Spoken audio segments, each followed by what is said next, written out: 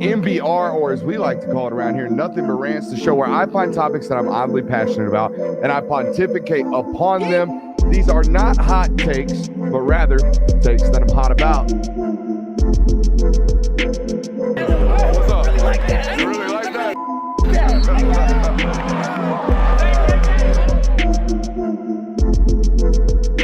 Let's shut up and grind some tape. Sorry about that, ladies and gentlemen. Welcome back in. It's a wonderful Tuesday evening. We'll call it a power surge. You know, ops be opping. You know, I think we're getting to that point where maybe the enemy is starting to sense some crossfire. You know, that'd be crazy, dude. We're getting. You never know. The Russians, maybe. That's the only plausible explanation. The rivals, the Russian rivals. Ooh, that's hitting close to home. Yeah, I'm just kidding. No, it was an in-house issue. Welcome back in. Okay, make sure you're hitting that thumbs up button. Make sure you like, subscribe, rate, review, and throwing up all them thumbs ups, like, subscribe, all that good stuff. Okay, do all the support. Get this live stream back up to the number that we were just at. Again, apologies for that. Shouts out to Drink for standing on business. If you want to watch that 12-minute segment, you can go watch our previous live stream titled the same thing. We'll have to go back and just title that Eli Drinkwitz, Standing on Business, Missouri Football. So if you want to do that right now, feel free to do so on that YouTube studio over there. But we do have a loaded show for you guys. We're going to talk about Ohio State. We're going to talk about Nebraska. We're going to be talking about Hugh Freeze. We're going to be talking about Michigan's quarterback room. We're going to be talking about Cam Ward. Inventing a new segment here on this channel. And we're also going to play a game of Blackjack. Already asked you to hit our friends up over at PrizePicks, PrizePicks.com. Promo code Brooks. Again, already asked you to hit that thumbs up button. This Ohio State quarterback room, Kirby, we were talking about it just before the stream cut out on us. Devin Brown, Will Howard, Lincoln Kindholz, Julian Sayin, Aaron Nolan. The two freshmen, they'll figure themselves out eventually. This season, okay, you follow the salary or you follow the franchise money. Mm-hmm. No different than you would in the NFL. You don't pay a franchise quarterback and then start the 6th-round draft pick unless the franchise quarterback has hurt himself, a la Trey Lance, and then the 7th-round quarterback plays himself into, we need to get rid of Trey Lance. Right. That's really the only examples that we've ever had. And guess what? That's kind of where we are now in college football. We are at a point now where salary caps matter, and the percentage of salary cap allocated to a particular person or a particular position will directly impact the decision the coaching staffs make. Yeah, another example of this, and I don't think this may particularly includes salary as much, but Georgia did this with JT Daniels and Stetson Bennett kind of in 2020 and 2021. So, but I do think that when you do allocate this amount of money towards one player, to not have that player start come the season, I mean, you can manufacture quarterback battles and you can kind of say, hey, it's an open contest right now. We have a 2-way race or a 4-way race, but I think that it's going to be Will Howard starting come the regular season. I do think that the whole Aaron Nolan and Julian Sayin thing kind of got thrown – I shouldn't say thrown under the bus, but it kind of just went under the radar during the whole process of – I don't know how I would feel if I was Aaron Nolan, kind of being like the guy for Ohio State all the way up until, oh, Julian Sayin hit the portal, now we want him. And then now what you just mentioned about he was kind of off to the side doing his own thing while the 4 group was involved with that. Before the stream cut out, that's what we were talking about. If you go watch – which, by the way – if you're a Georgia fan listening to this and you saw Ohio State's practice footage today, enjoy that because you ain't going to get none of that shit from Georgia's spring practice unless it comes from the Georgia football account. This idea that we're going to send 2.5 minutes of our quarterbacks throwing, that ain't never going to happen at the University of Georgia.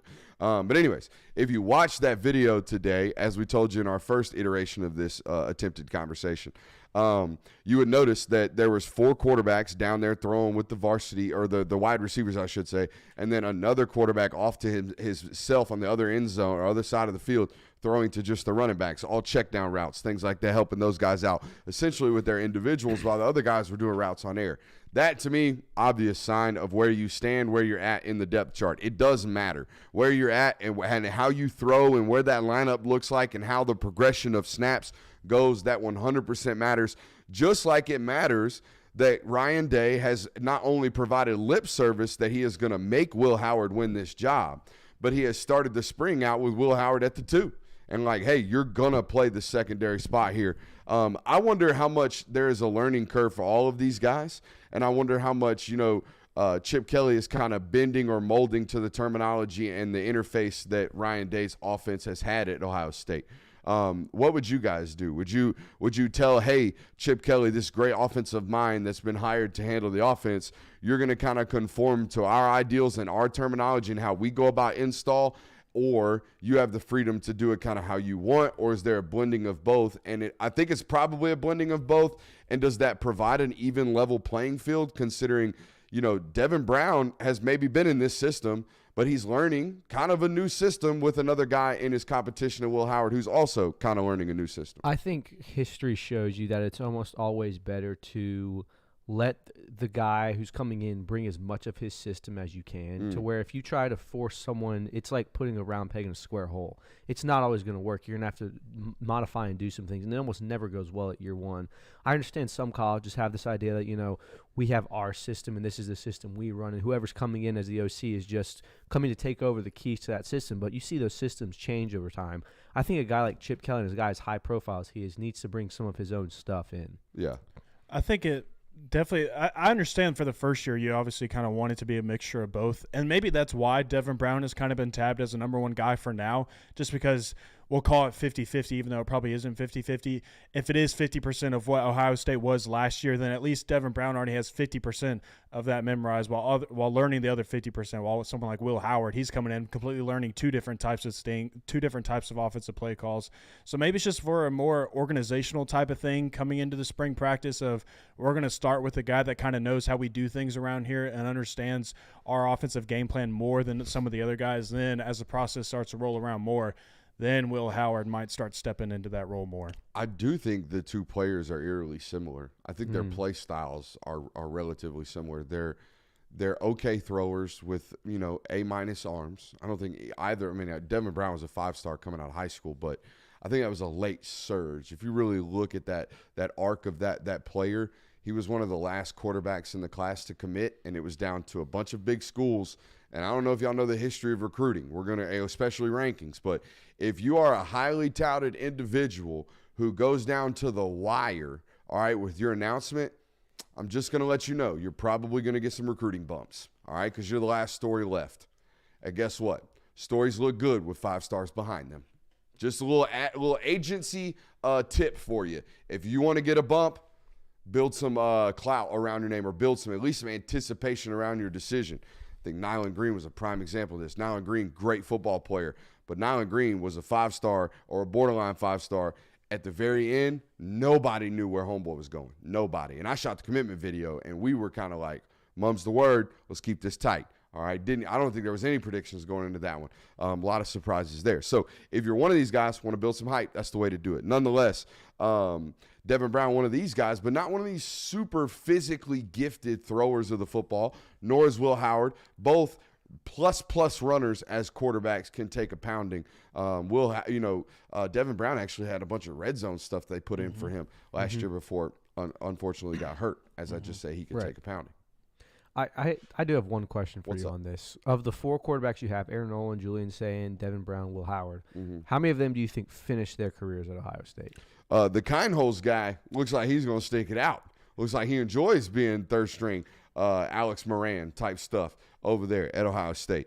One of those freshmen will be in the portal within 8 months. I just don't think there's any doubt. If Devin Brown loses, do you think he leaves, or is that? Boy, it sounds like you're a coward for mentioning that. According to his quotes. Basement. I mean, we're just in your mom's basement talking shit about somebody we don't know nothing about with cowards mentalities. So I do think more so, and we talked about the Devin Brown angle of this last night. Kudos to you. You're a tough player. We know you're not a quitter, even though some guys have a tendency to quit in those situations, and they're asked about them down the line. That's what we talked about last night. But I think the talking point tonight for me is more so about how you kind of, and I feel like I've been doing this a lot the last couple of years, you kind of have to give Ryan Day some kudos for being able to keep Devin Brown highly engaged in this situation where on the horizon and on the surface level of things, Devin Brown is on the verge of losing his second quarterback competition in a row. Now, that doesn't mean all this lip service is lip service and then he loses this job by the end of the spring and he's in the portal in May. Is all this not, just bullshit at that point? Yeah, probably. But if he sticks around all the way through the fall and is a high-quality backup for a player that is going to get 10 to 12 carries this fall, then that is a kudo tip of the cap to Ryan Day. Yeah, I mean, we've seen numerous schools how big of a deal retention is, where you don't get left stranded because, the one guy who's starting has pretty much wiped out the entire room, and you're left with, if God forbid that guy gets injured, you have nothing there. So it is very important to have a guy like Devin Brown stick around to your team. I think there's some value in having some familiarity as well in that quarterback room, because if Devin Brown didn't stick around, if he was no longer in that quarterback room, then outside of Kindholes, you have a bunch of new faces, a bunch of guys that nobody on that roster that is a returnee is familiar with, nobody on that roster, and especially at a position like quarterback where you're looking for that position to be your leader of the football team more times than not. It's important to have someone like Devin Brown probably that, again, has been there before, has been through this process before, knows how this operation works, and knows how things need to run. Couple of things from watching that practice video today. One, none of them threw it very well, like at all. I know it's routes on air and it's first day of practice and all that good stuff. One, none of them threw it well. Two, I already mentioned this in the first version of this. It really only takes about 30 seconds in shorts for you to realize that Jeremiah Smith is a little bit different than anybody else you've ever watched. I don't know if did any of you guys have a chance to see him on the trail? No. Okay, I got to see him 4 or 5 times, and every time I was just like, I would imagine that's what it felt like watching Julio Jones in high school. Probably. That's what it felt like. I don't remember because I was 12 when Julio was in high school, but I would imagine that's what it felt like. A 205-pound guy at 6'3" that moved as well as anybody on the field at all times. And the craziest thing about Jeremiah is he almost seems bored. He is very similar to Marvin Harrison Jr. in this sense. Marvin Harrison Jr., introvert by nature, almost seems bored by the machine of football, just wants to catch balls, wants to score touchdowns and all that good stuff. Jeremiah Smith cut from the same cloth. Now, I'm not out here calling him a Heisman winner after watching a comeback route. However, after seeing him on the trail, I understand why people would do it. He is very, very talented. Hard not to. I mean, everything that came out about that guy for the last 2-3 years during his recruitment was this guy is going to be one of those. He's going to be one of these special wide receivers that comes through Ohio State and comes through college football and looks like he's going to end up being one of the greats. I think some of the guys that might have over-scouted him or over-evaluated might have fell off towards the end on him. But the people who caught him in glimpses, like sometimes I think you should. I think you should see a couple guys a couple times in person. You should definitely watch their tape. But high school kids, you shouldn't be over here nitpicking, like really grinding it down, trying to find the flaws, or else you'll find flaws. They're high school football players. A lot of it is raw data points at this point in the evaluation circuit, and he's got a ton of them. Welcome in. We already welcomed in. We're already way past standing on business. We're already past the prize picks. Let's get into this Nebraska story. I know our Georgia fans want to hear us talk about Dylan Raiola, right? I'm sure they want nothing more, actually. Yeah, absolutely. Here's the deal. The Cornhuskers, shouts out to the Huskers. The Cornhuskers are returning a starter that went 5-3 last year. Did you guys know this? His name is Heinrich Harburg. Man, Heinrich just feels like a weird name to have. Heinrich and then the Berg at the end really confused. You know what I'm saying? Yeah. You know what I'm saying? Won the job last year from Jeff Sims. Ended up going 5-3. And you hear that on its surface and you're like, hey, must have done all right. It was ugly. I mean, it was really, really ugly. He ran the football 118 times in 8 starts last year. God dang. Which, for you math wizards at home, that's about 15 attempts per game. 15 attempts per game on the ground. Is that counting sacks? Yeah, it's college football, so you're assuming it counts sacks. But this is a guy who probably had like 12 to 13. This is a guy who had over 400 yards rushing, so it wasn't just him sitting back there taking 25 sacks a game. But here's the deal. He was a 49% completion percentage in the passing department. Yeah. It's not going to cut it. It was absolutely horrendous. However, he managed to put them in football games. I think that tells me 2 things. 1, Matt Rule, good football coach. 2, Jeff Sims, god-awful at playing football. The question is, boys, do you throw a freshman to the fire this fall? And before you answer any questions, I want to kind of throw a couple things out here, okay? They brought in a graduate transfer at right guard. They returned 4 starters otherwise on the offensive line, okay? The wide receivers corps, it is very barren. It is like dry as dry can get. They return a little bit of production at the running back room. But he's going to be protected until guys can't get open. All right, so it's not going to be hey, we got a somebody standing in the pocket back there just taking shots every 5 plays. And this is also not a lifer at the position. This is not a guy who's been playing the quarterback position like a Julian Lewis at a high level since he was in 6th grade. Dylan Raiola is a football player who started playing football in freshman year of high school. Okay, he's been a professionally trained thrower up until that point, but he hadn't played a lot of football. But he needs some seasoning, but you don't want to do any scarring on this athlete. My question is, do you throw him to the fire year one? I would. Yeah. I mean, we talked about this with Ohio State. The amount of money that you had to put up to get this guy, first of all, to have him sit on your bench for a year would be a waste, in my opinion. Secondly, if you genuinely think that you as Nebraska are going to be competing for national titles within the next 4 seasons, this guy needs to get as much experience as you can give him. Mm-hmm. Like, just sitting around waiting like, oh, we need him to kind of learn the system and learn how to play quarterback and get adjusted to the game. Like, there's no time for that if you're Nebraska or if you're Matt Rule. And, by the way, if he sits on the bench and you start out very poorly record-wise, people are going to immediately start questioning you. Then it's the cycle. Then if you start him and he does well, what took you so long, Matt Rule? Yeah. So I think they need to just let him go out there, let him make mistakes. I think one of the best things Matt Rule can do for his program right now is build some relevancy around it. And I think Dylan Raiola immediately provides relevancy to your program. Now, there's also the caveat that it could go really poorly, and that's bad relevancy. Then the whole talking point is that, oh, my, this 5-star quarterback that you just went and got isn't really panning out in his first year. But if he has any type of success and if they look like they're building any type of momentum going into another year with year 2 and Dylan Raiola, that's only going to provide positive attention around your program. And that's exactly what that program needs right now. I mean, they need people talking about them. They need people recognizing them. And they need a storyline like Dylan Raiola to pan out and look like it's what it was supposed to be. Yeah, I mean, to be 100% honest with you, if a freshman can't survive this slate, if a freshman can't get his feet wet and be okay being thrown to the wolves, it's never easy. But this is as easy as it's going to get in Power 5 football. Guys, they play 8 home games this year. They play 8 home games this year. And listen to how they start the schedule. UTEP, Colorado, Northern Iowa, Illinois, at Purdue, Rutgers, at Indiana. They don't play a top 60 defense until October 26th when they go on the road and play Ohio State. So you have 7 games, 8 weeks. You have 2 months of college football, plus everything that's going to happen in spring practice for you to get 100% ready for this moment, okay?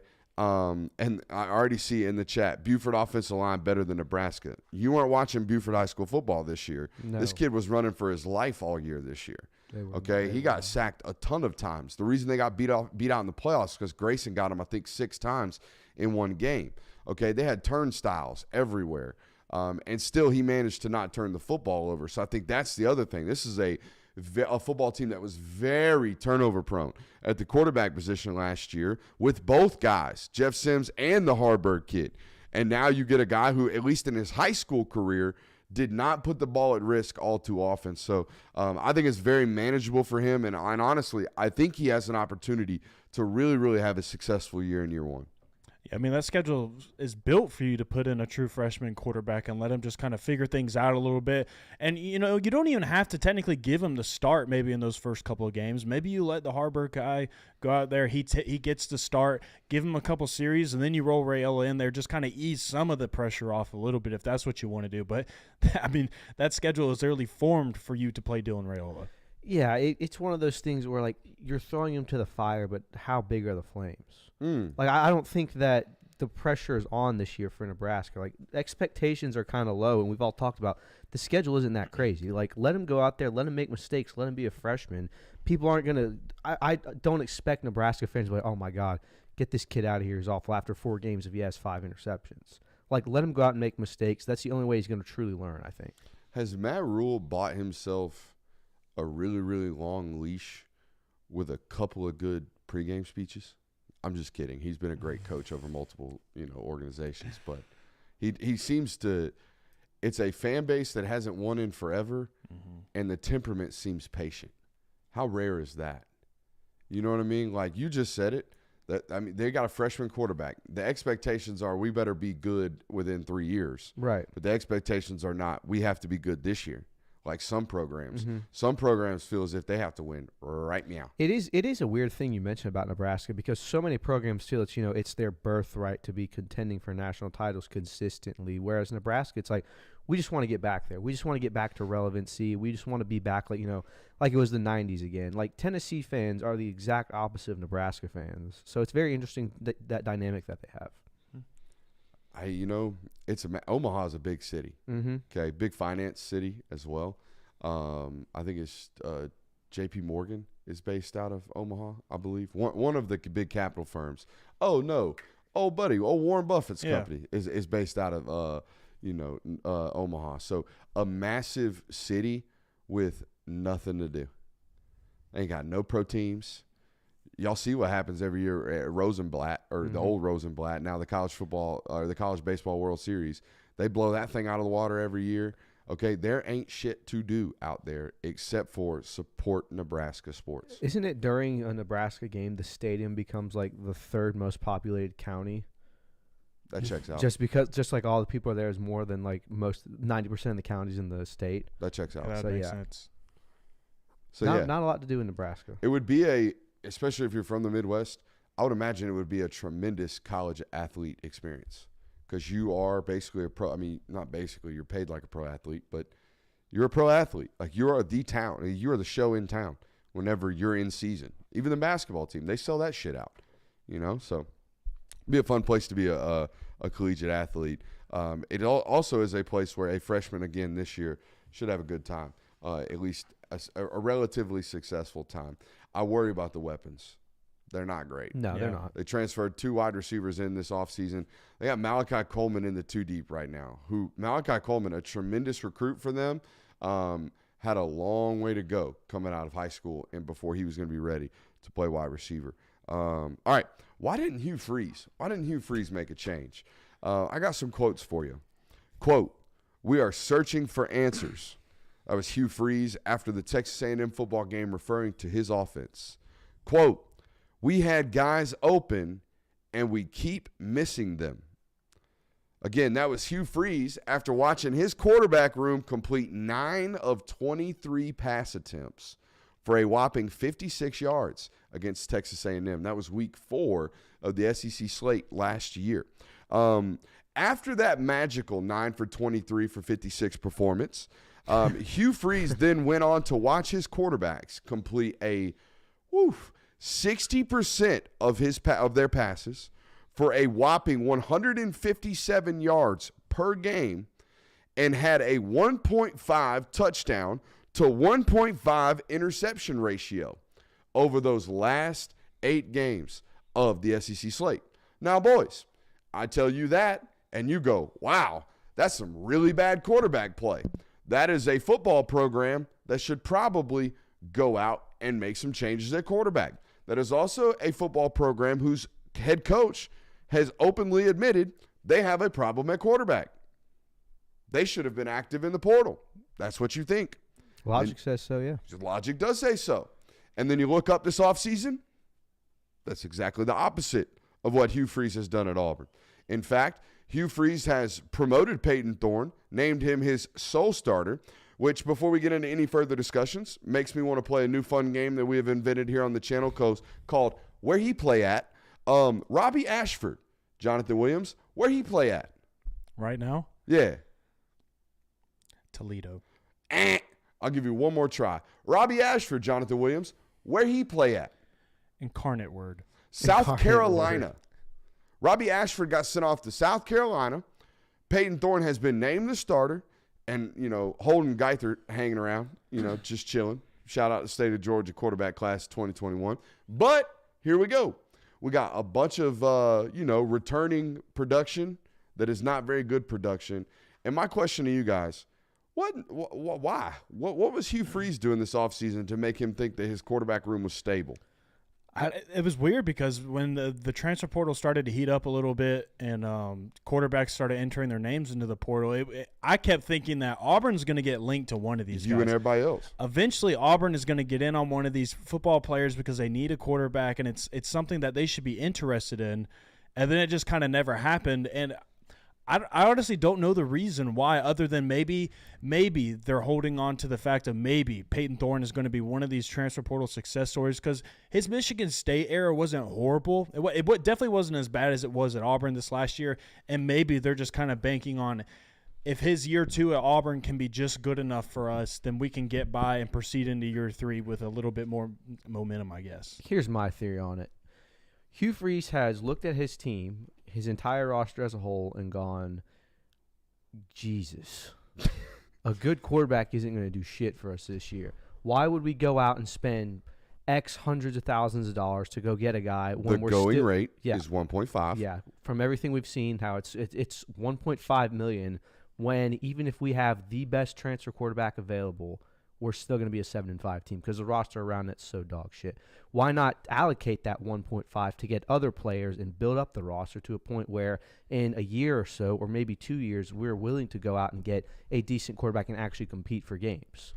Like you're talking, we've talked about this before. Like, a quarterback isn't going to solve all of your problems.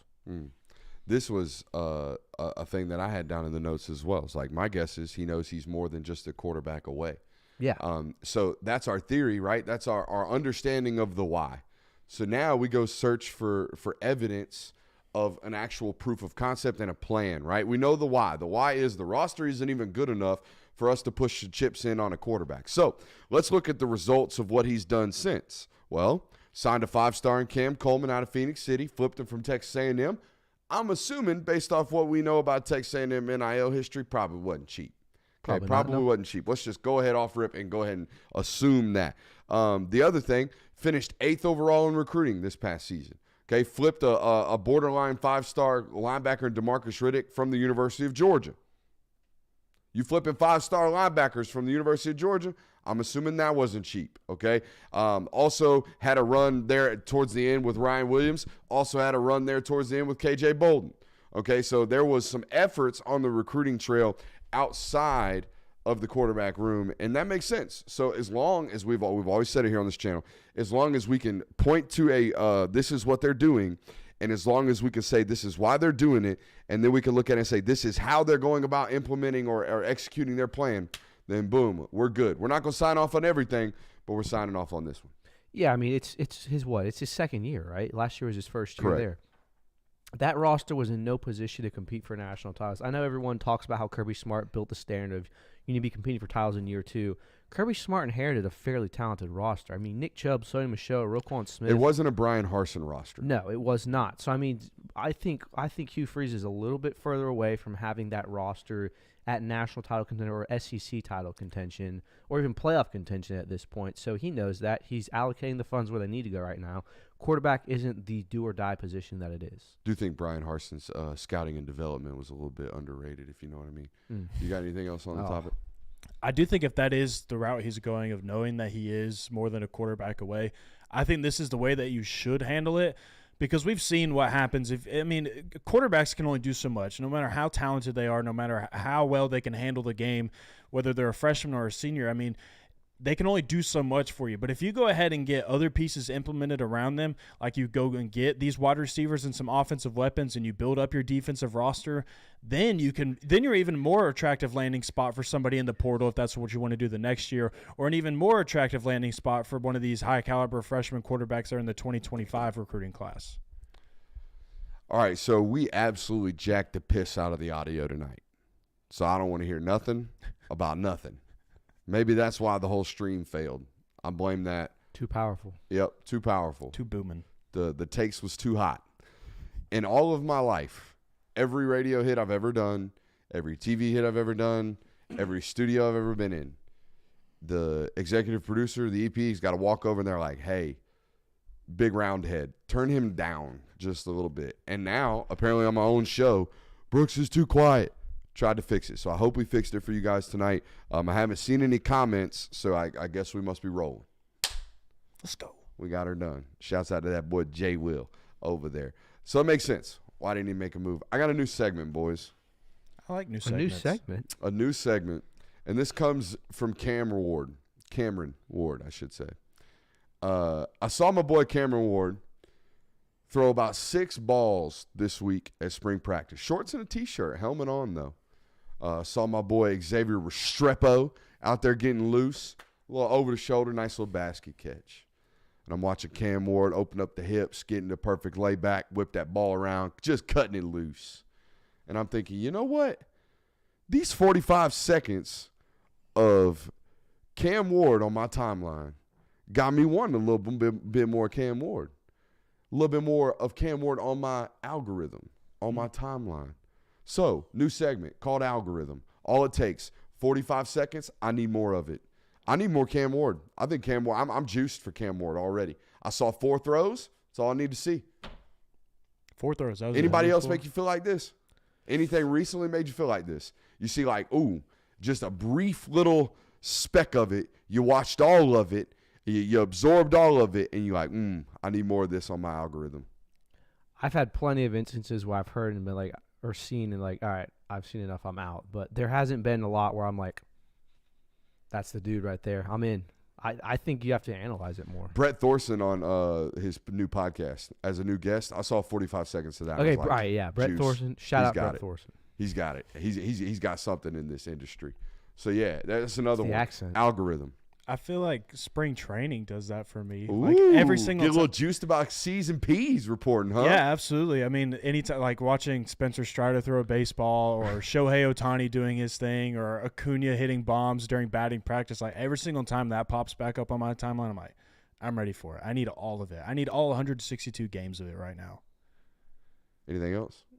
No, I mean just Cam Ward for me right now. Yeah, that's honestly tough to just off the top of my head think of someone where I'm like, oh, I'm completely sold on that. I've been binge watching some Jason Kelce lately. Just like the speech? No, I rewatched the speech last night after the show, cried again, and then watched his best of sound FX.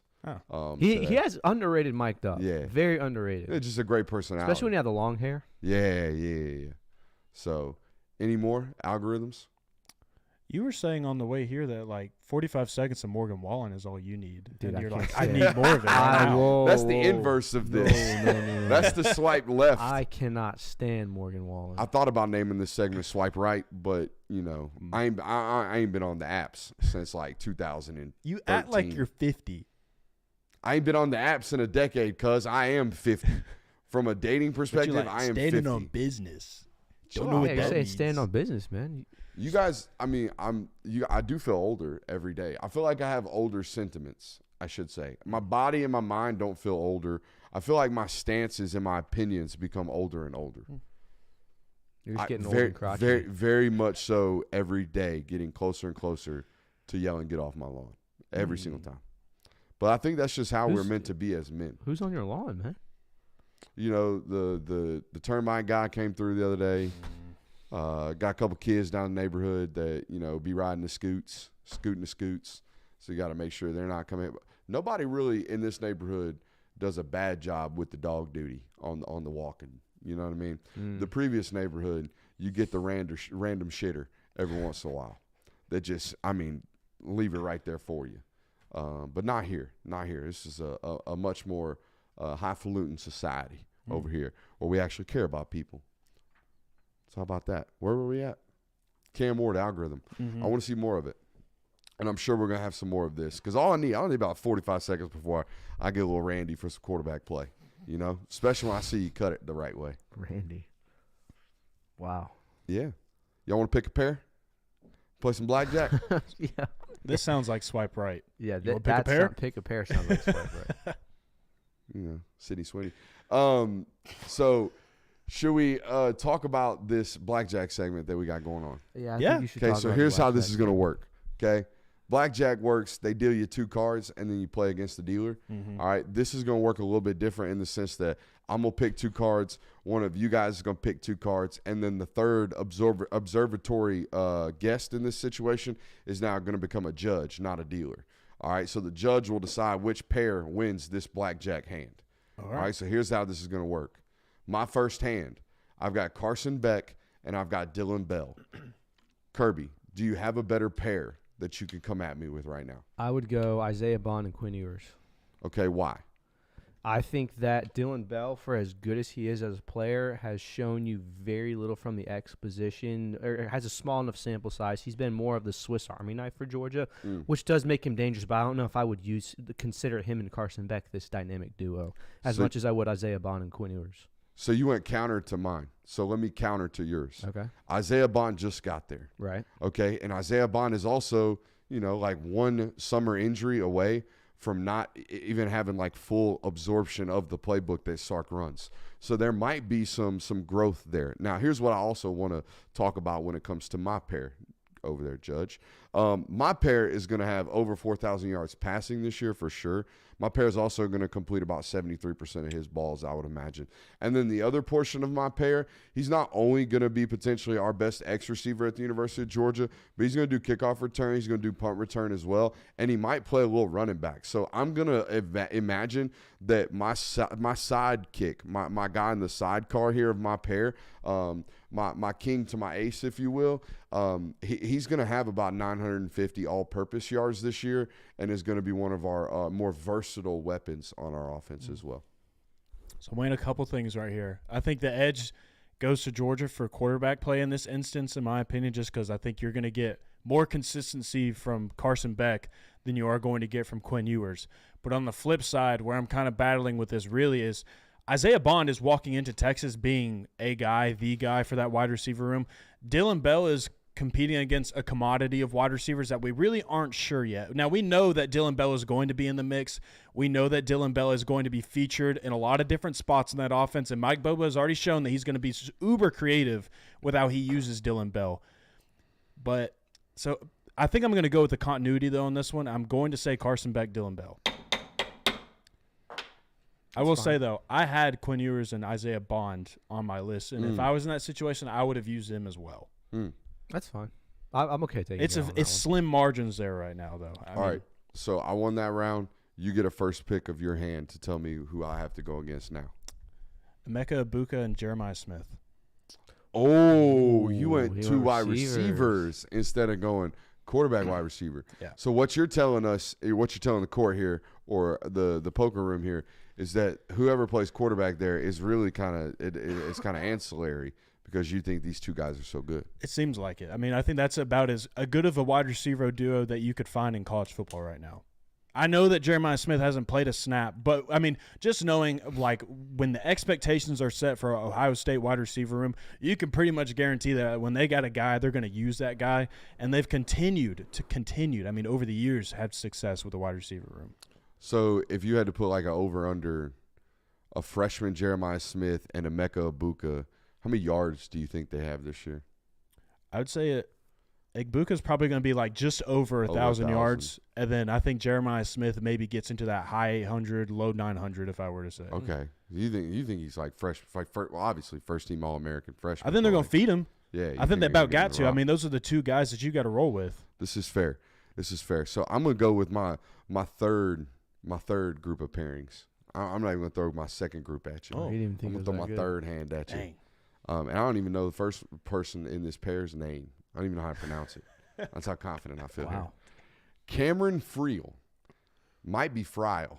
Cameron Friel and my boy Ricky White. Shout out to Marietta High School. At UNLV. Okay, Ricky White had damn near 1,500 yards last year out there in the, the Mountain West. I believe so. Was out here balling. I think Ricky White follows it up with another 1,500-yard season. Okay, maybe double-digit tuds. Okay, and our boy Cameron Friel, 3,000 yards. Doesn't really matter. But Ricky White might have a sneaky run at the Blitnikoff this year. Watch out. That's my pair right there. Judge, what say you? Who's taking it home? So I'm not even going to pretend like I know a whole lot about UNLV football. Cameron Friel, my boy from Honolulu, Hawaii. A senior, 6'3", 230. What you know about him? Are you even sure that's how you pronounce his name? No. I don't even know if he's from Honolulu. I know he's from Hawaii. He wasn't a starter last year either, though, right? Say what? Because it was Mayava? Yeah. Okay. So I see, you're doing the whole details thing here. Come on, man. So the Ohio State one's the first one I'll look at. Ohio State's always known for their talent at receiver positions. Emeka Egbuka has proven that he's a guy. And from everything we've heard, Jeremiah Smith is the next guy. The thing I've kind of battled with is that it seems more and more every day like Ryan Day is kind of taking the Ohio State offense towards a direction of we're going to be more of a pound, punch you in the face, kind of similar to what Michigan did. You've lost 3 games in a row to that style of play. You went out and you got a running back in the transfer portal. You took a quarterback that, let's be honest, isn't the same talent as a C.J. Stroud or a Justin Fields or a Dwayne Haskins like you've had in the past. So I don't know if Emeka Egbuka and Jeremiah Smith are necessarily going to get as many touches as you've seen duos in the past of Ohio State get. But I do have confidence that they are going to be one of the better, more talented wide receiver duos in the country. I think 1,900 yards is a bit lofty. I was going to say projection. I was going to say like the 1,600 range. Maybe like I think 50, which Ricky he might do by himself. Right. And you also have to take in consideration. This is when you're supposed to go, Judge, lead the witness. You also have to take into consideration though. One of them is playing in the Big Ten at a national title contending team. Correct. And the other's playing at UNLV. So I'm going to lean Ohio State on this one. I don't think Ohio State, the 2 wide receivers are the strongest choice, though. Barry Odom getting on a bull to be out here losing to freaking Ohio State in mythical games. I don't know if the audience has seen this, but our group chat had a good chuckle about it today. It was a real bull. Yeah. A real-ass bull. Yes. Barry Dude, Odom hopped on a real-ass bull. He lasted about a second and a half, and he got clocked in the chest.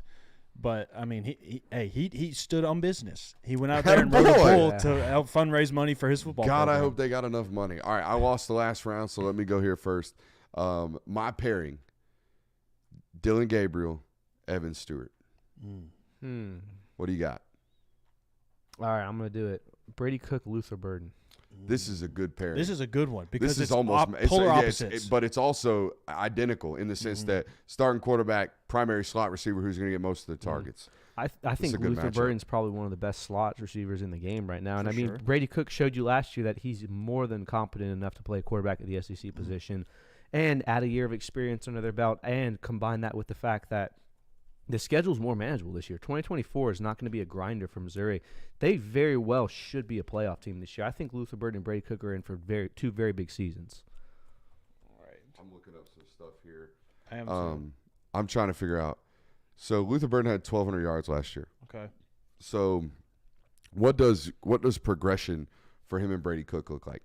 Because I think there is a possibility that Luther Burden has a Malik Neighbors-like season this year, where it's 1,500 yards, it's 14 touchdowns, it's a shitload of stats. I don't even know if progression is indicated in production numbers. I think Luther Burden can have 1,000 yards this season, but because of the effect that he's got on other defenses and opposing defenses, it opens things up for another offense, which in itself is a huge effect. It doesn't show up on the stat sheet, but I think it's a massive bonus to have on your team. Second year, I believe, for that organization with that offensive coordinator. Yes. Because he hired them last year to call plays, and this will be the second year in a row that they have done that. So there's some continuity there as well. I chose Dylan Gabriel and Evan Stewart for this reason. I think Evan Stewart has the opportunity to surpass Luther Burden as the best slot receiver in college football this year in terms of production. Because if you know anything about that Oregon offense, we talked a little bit about it with the Bo Nix evaluation last night. This is an offense that threw the ball 30% of the time at, near, or behind the line of scrimmage last year. Yeah. And that means Evan Stewart's going to get a shitload of targets next year because I would assume majority of those balls are going to their best yak guy. And this year it will, without a doubt, be Evan Stewart at Oregon. So I foresee a 1,200, 1,300-yard season this year from Evan. Yeah, before you make your decision, George, I want to ask you, why did you go with Evan Stewart and not Tez Johnson? I think Evan Stewart's the one that gets, again, franchise money. Evan Stewart's the one drawing the checks out there at Oregon in that wide receiver room. Because I had Tez Johnson and Dylan Gabriel as one of my pairs. So just curious.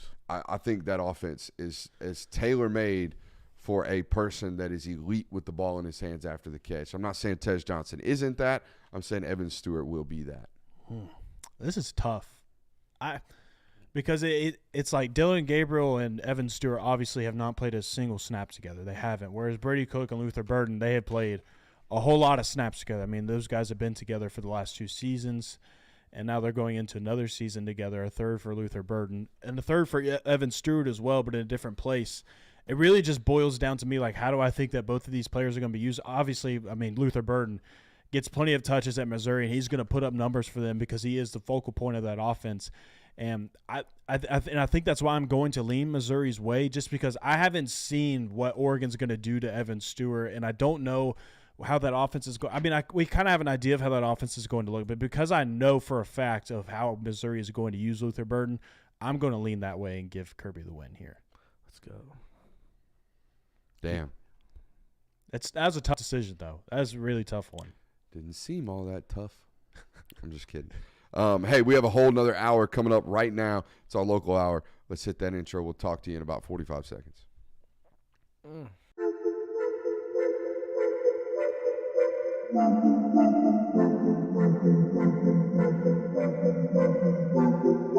Welcome into Talk the Dog, the show where we find a bone to pick and a take to give. These are not hot takes. These is dog takes.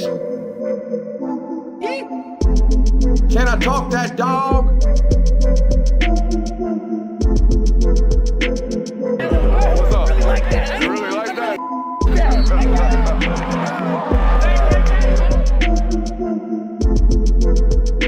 Let's shut up and grind some tape.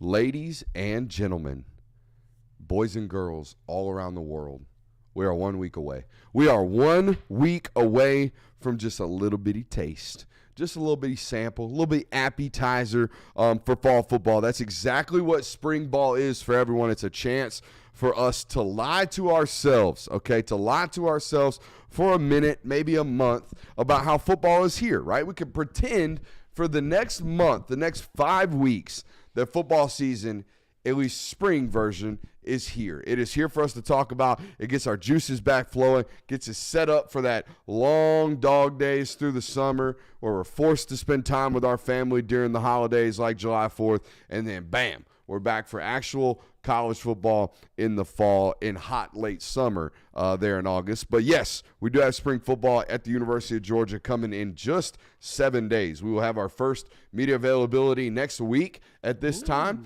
and then we will have pro day tomorrow this time next week. And then after that, we will continue on with their practice schedule Tuesday, Thursday, and Saturday for a month before it ultimately culminates on April 15th, or April 13th, I should say, at G-Day at Sanford Stadium. Should expect a full crowd out there now that there is no stadium renovations, and it should be completely open for everybody. Last year, you got that weird look. Last year, they were widening the other end, and you couldn't sit on the far side. We're not doing the other side now? I don't believe there's going to be any restrictions for G-Day.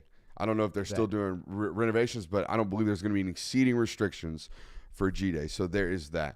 And for Georgia, like normally there was the 2017 G-Day day. Everybody kind of remembers that. Or was it 2016? 2016 G-Day, right? K-Day. 93 K-Day. Everybody remembers that one. And since then, it's kind of been like a mum's the word spring. There's been, a couple storylines here and there. But I think this year for the University of Georgia, more so than ever, spring football has a lot of moving parts and a lot of talking points going into this one. For example, 4 new football coaches on this roster, 4 new position coaches, 22 early enrollees on this roster and ready to go, padded up for the first time. Some of them, about 7 of them got spring ball or bowl practices, but the rest of them are going to strap it up for the first time at the University of Georgia this spring. And then 6 new transfers coming in, with a 7th in the cat from Stanford, Jurasek, set to be here this summer because he's not set to graduate from Stanford until late May. So a lot of moving parts going into this spring, and it's not your average spring practice.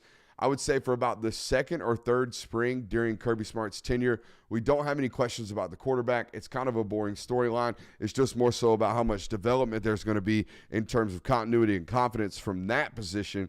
But everything else on this football team, in my opinion, boys, is worth talking about. And before we do so, I want to ask you this question, and be quick. What's been the biggest change this offseason for the University of Georgia? Just the coaching staff as a whole.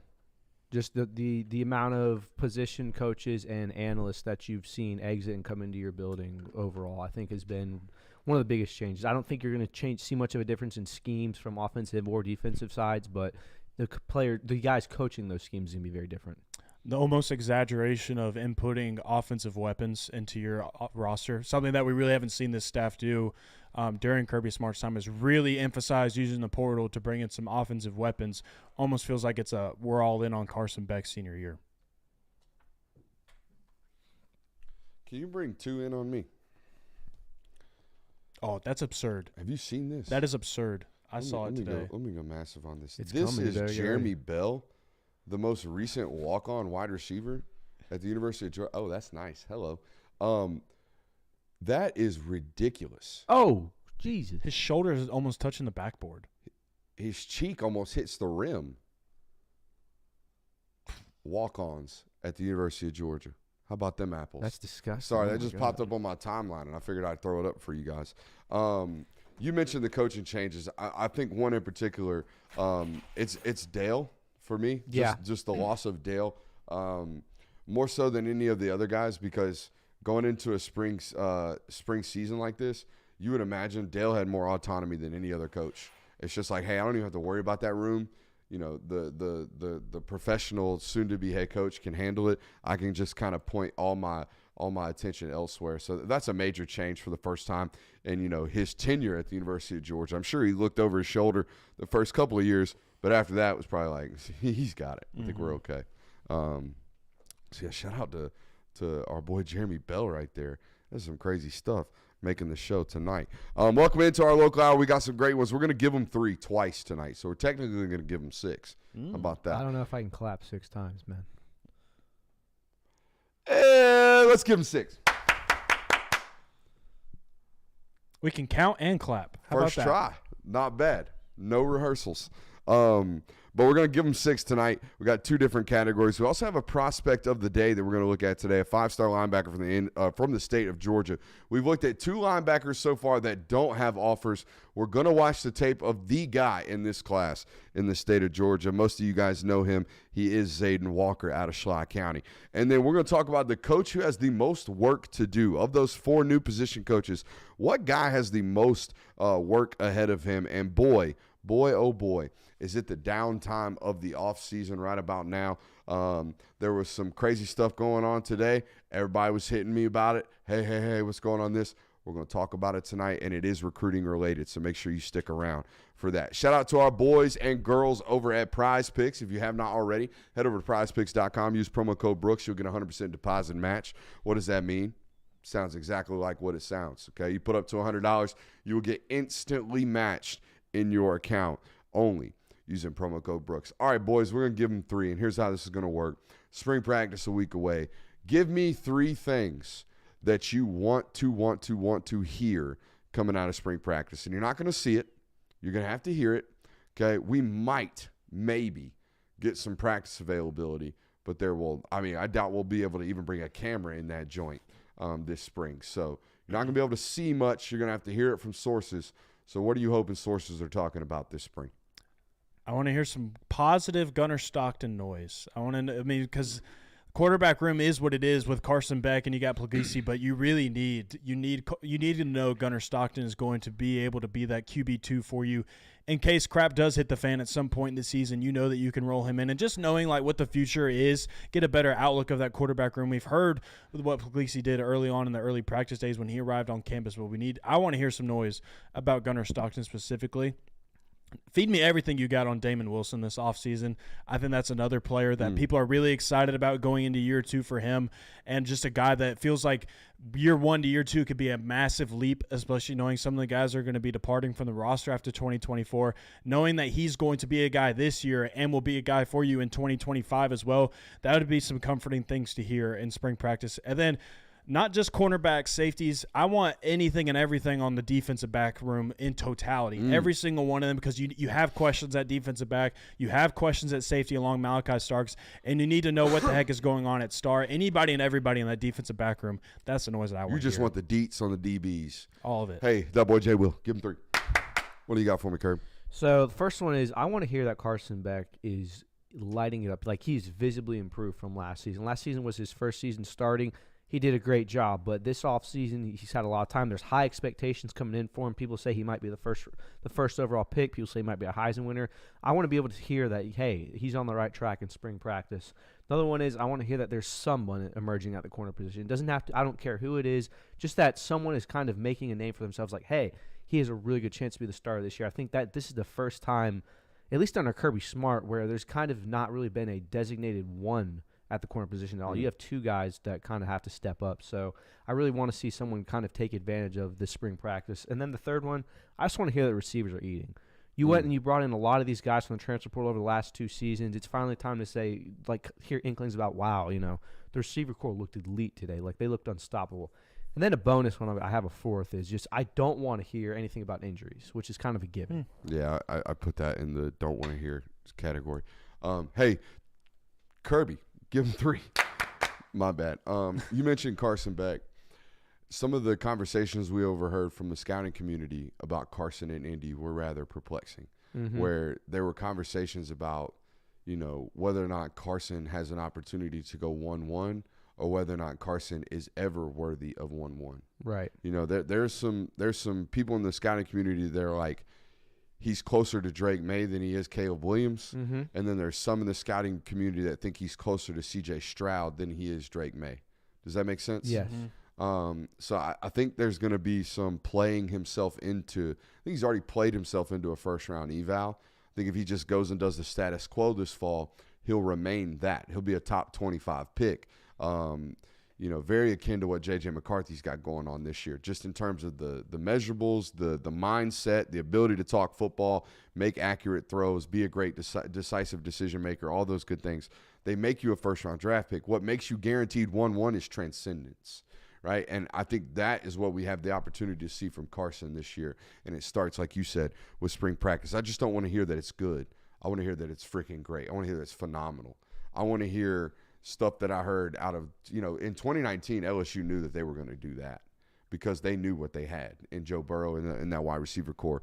It would be great to hear that type of confidence and level of ripping it from Carson Beck this spring. All right, I got 3 totally different ones from you guys, which is rare considering we didn't do any pre-show planning on these 3.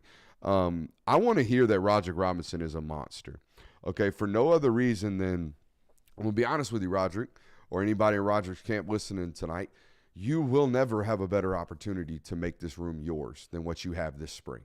Okay, Trevor Etienne's coming in learning the system. He got there about 2 months ago, about maybe a month and a half ago. A month and a half ago and some change, whatever it was. He ain't been there long. You have been, okay? Branson Robinson not going to suit it up this spring. Andrew Paul still kind of getting comfortable coming back from that sucker. I'm telling you right now, Roger Robinson is going to get a lot of first-team opportunities that might not be presented when he looks up in October if he's not careful. So I better hear for Roger Robinson's immediate and long-term future in this backfield that he is having a great spring practice because I believe he has all the ability to do so. He has all the talent in the world to do so. And finally, okay, he's going to have all the opportunity to do so this spring. So I want to hear great things about him. And by the way, going to be a source's favorite. I've been joking about how we don't get an opportunity to go in those buildings, but there's a variety of different sources. There's a variety of different people that are at that, you know, practice, right? Whether it be coaches, whether it be trainers, whether it be water folks, whether it be whoever you talk to, there's only a small portion of them that are actual football knowers. You know what I mean? Like actual people in the buildings helping with decision makers. The rest of them are passerbys that are just watching the oohs and the ahs, right? It's why you always hear the great things. So-and-so is dominating. Well, so-and-so looks really, really good in pads. Roderick looks really, really good in pads. Okay, so a lot of these sources are going to walk into that building and be like, whoa, Roderick Robinson. I hope to hear that from him this spring. Needs to be a great start to his season this spring right here. And then the other one I have, the second one right here, I want to hear terrifying news out of Michael Williams playing Jack. I want to hear that it is devastating. I want to hear that they can't figure out how to stay in front of him in pass protection. Because not that it really matters, okay? It does, but it doesn't, because Glenn Schumann found out a way to have a top 5 defense last year, despite the fact that they had, I think, a bottom 120 in sack production football team last year. Okay, so they didn't get after the quarterback. They didn't get the quarterback down. We can make all the excuses in the world, and we can give all the explanations in the world about how they play systems that don't throw the ball, don't hold the ball against them. They get it out quick, yada, yada, yada, yada, yada. We do all that stuff around here. We show you that stuff on tape. All that being said, in 2021 and in 2022, they got after the quarterback. In 2023, they did not.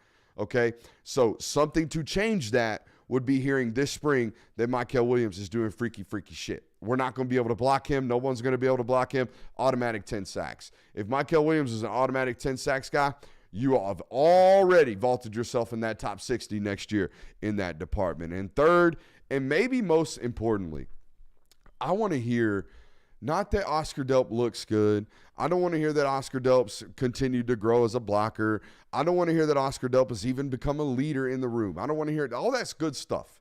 What I want to hear is that Oscar Delp is getting loose, that Oscar Delp is explosive, that Oscar Delp is taking balls for 60 yards, that Oscar Delp is splitting safeties down the middle of the field, that Oscar Delp is impossible to tackle when the ball is in his hands.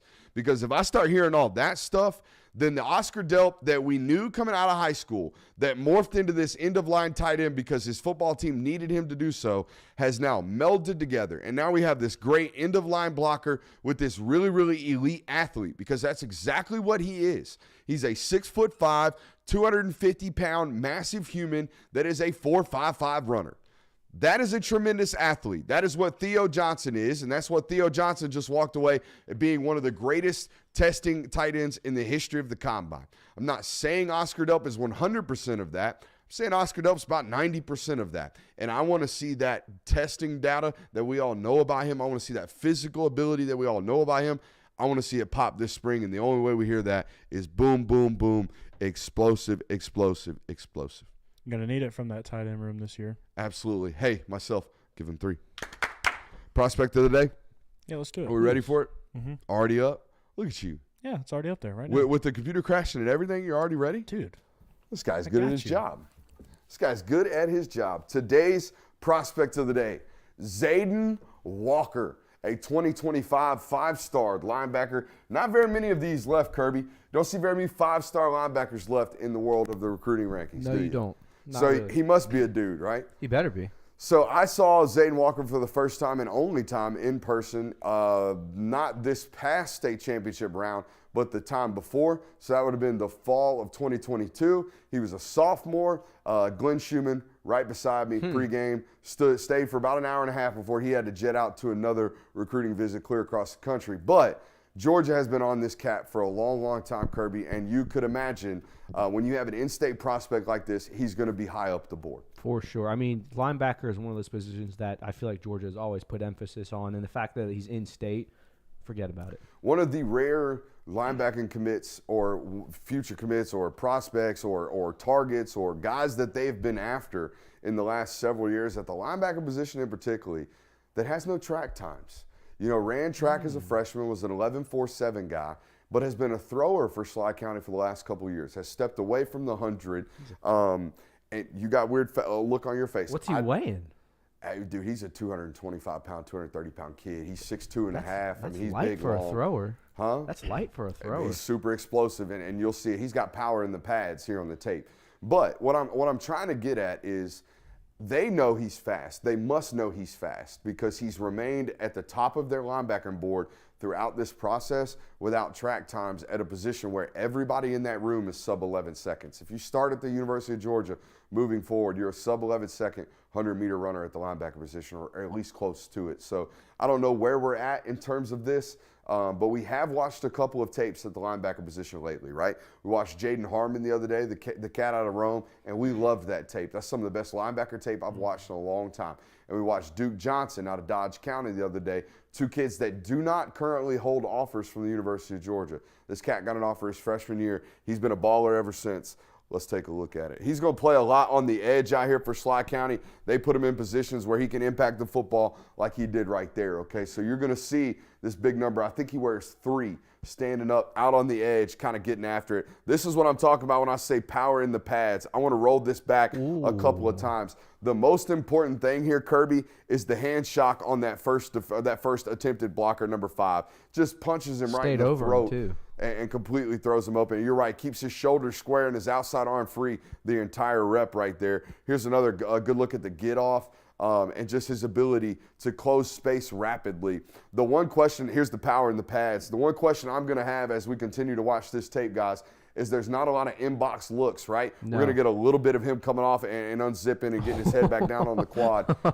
Hey, guys, football playing SOB. That's what this is. This is a football playing SOB. He doesn't do it in the most flashy way, but he does it in a very cutthroat and violent way, like you see right there, him blowing through that right tackle. And then he pops right back up and continues to pursue the football play and picks it up. Here you see his movement skills and just his general competitiveness, right? He's going to get into the end zone no matter what right there. Plays a lot of running back for Schley County, always has. And it's where you can really see him, his top end speed, him really kind of open it up. We don't get a real opportunity to see that with him playing linebacker because he's always quick to the ball, which kind of indicates the sniffer on the kid, right, Kirby? Got a good nose on him, can find the football. These are the type of kids that when you're sitting in practice for the first few weeks, and not even the first week, but like going through film walkthroughs on Mondays, and coach just shows this, and the entire room is just like, shit. Yeah. God, ball player. we have to play You really see how big he is right there. He's a longer athlete. Like I said, I don't know what he's listed at. Will you check the listings for me on 247 and stuff like that for me, Jay Will? I think based off my in-person eval, 6'2.5", about 220 is what I eyeballed this one at. A little bit tight here. Yeah, I was going to say, it does look tight on the straightaways. Kirby, I don't know how long you've been watching me do evals, but you pick it up and you sniff it as soon as I do with the tight hitness, all right? Yeah. Because it's all in the knee drive, right? We can see that right there in that. How far does that knee come up, right? If we don't get to 90, guys, this is the pure kind of evaluation point. Let's maybe send it to 1.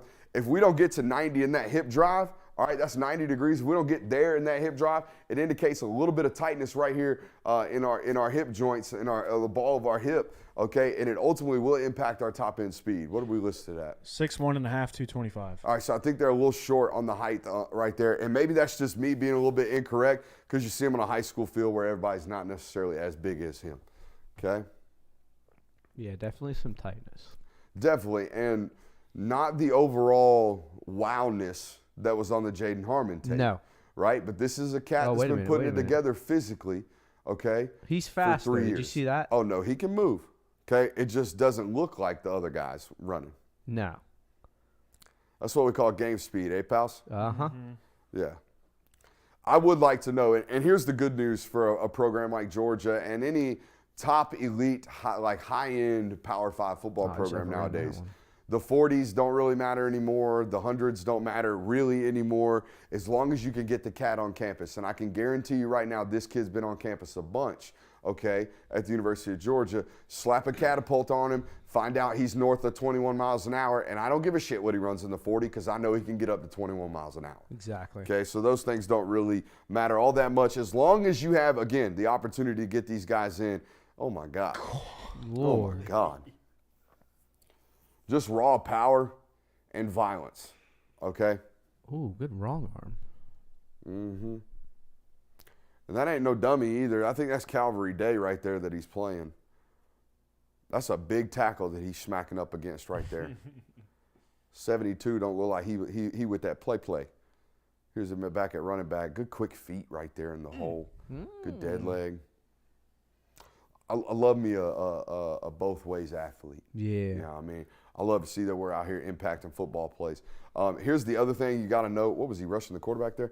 Here's the other thing you got to know here about this. This is 2A football. Okay, 2A football going to have some, transition growth there for this individual. A lot of Timmies and Billies on the teams. And a lot of wing T. You'll see a lot of wing T. Okay. Wing T. Don't even think it's as clean as an eval as like a kid in 2026 like Tyler Atkinson. Right. I think Tyler Atkinson comes to college football and is like, I'm good. Just, hey, I might not max out to a full physical capabilities like this cat might, but I'm ready to roll. You know what I mean? But this guy's going to have some growth from a this is how we do things here standpoint. This is how we play football in the SEC.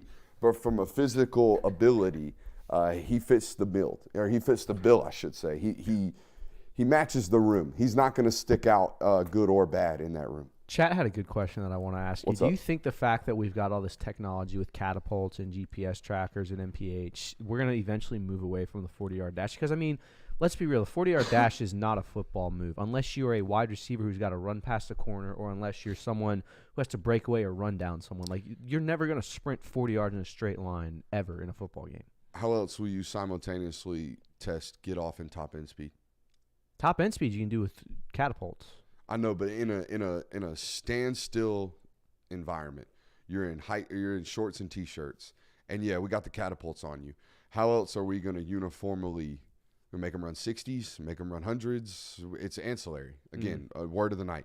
It doesn't really matter. It's a 40 now. It's always been the 40. Right. You just leave it at the 40, and you take, instead of looking at the time, you look at the new advanced metrics that you have. 10-yard split. He was this fast at 5 yards. He was this fast overall, and if he's faster at a higher rate of speed at the 10-yard than player X, and his higher speed is higher than player X, but player X ran a faster 40, I don't really give a shit. You know what I mean? Because I have this new data. And in years past, we didn't have this. And in the combine, it doesn't really matter because all these guys train forever. They figure out how to do starts. Where it does matter and how to actually run and test a 40. Where it does matter is for a university like Georgia, where you have 1,000 kids come to your campus during the summer to do, events like this. And they're not lasered. They're hand-timed over there. They are what they are. And, yeah, we put a catapult on them, and now we know if they're fast. We don't have to worry. He might run 4.78 because he doesn't know how to get out of the blocks. But if at the 35-yard mark he got up to 22 miles an hour, the dude can run. And that's all that really matters. Whereas in pro ball, we look at these movement datas as like the Joe Alt thing. The fact that he was at 14.5 miles per hour in 5 yards is insane. Yeah. But, yeah, he didn't get up to 22 miles an hour, but who cares? He's an offensive lineman. Look at his top speed within 5. That kind of stuff matters, and that kind of stuff has changed the way we analytically look at some of these stuff or some of these data points on the recruiting world and in the evaluation world. So, yeah, it has changed some things, but I don't think it will eliminate how we go about testing these things. Fair enough. But if it were me, I would be comparing, like, testing catapult to game speed catapult. Like, yeah, you got up to 22 miles an hour in shorts and T-shirts, but you never played north of 19 on the field. That's a problem. You know what I mean?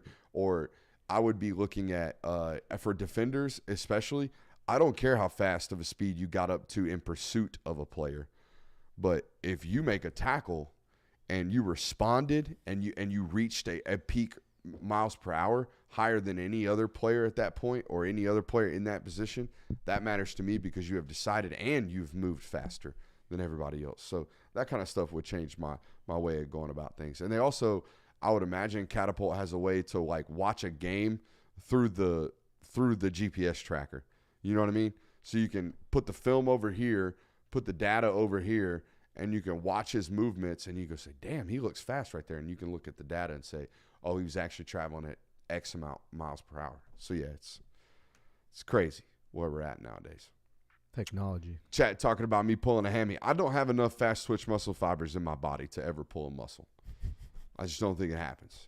You can't be this slow and inexplosive and pull muscles. What was your 40 time? Did you ever, I know you ran the 40 at least once. Yeah, at 308 pounds, my redshirt senior of college, I was 505. That's pretty good. It's not bad. And it was this. I mean, I've never trained so hard going into a football season of my life because of the conditioning test at shorter. It was ridiculous. Coach Randy was our athletic trainer or our strength and conditioning coordinator. He was about 5'6", Kirby. And he would hang clean 315.